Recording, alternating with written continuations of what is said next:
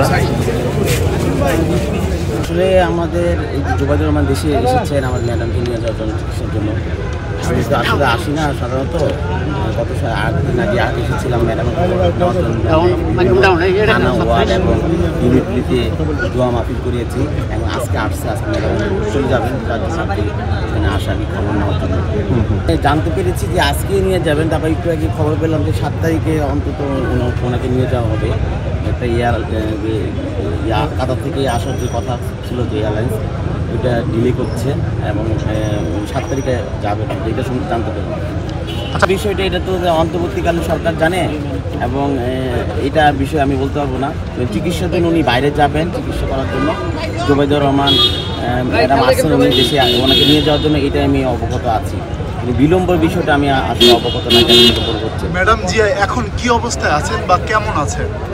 আগের মতোই গত 3 দিন আগে থেকে যে শারীরিক অবস্থা অবনতি হয়েছে ওই অবস্থায় এখন পর্যন্ত উনি আছেন। আমি জানতে পেলাম শারীরিকভাবে কোনো উন্নতি ওনার হয়নি, শারীরিকভাবে কোনো উন্নতি হয়নি।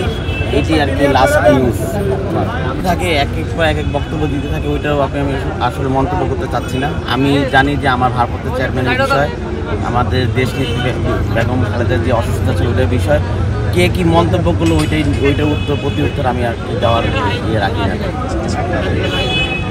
বিগত দিনগুলিতে কারা আন্দোলন করেছে, কারা রাজপথে ছিল, কারা জনগণের জন্য কাজ করেছে, জাতীয়তাবাদী দলের নেতা কর্মীরা করেছে। এই প্রেক্ষাপটে তারা যখন অন্তর্বর্তীকালীন নতুন যে ছাত্র সমাজ, যে এনসিপি বলেন, যারা বলেন, তারাই কিন্তু এসে দেখতেছে যে জাতীয়তাবাদী দলের বাইরে কেউ নাই।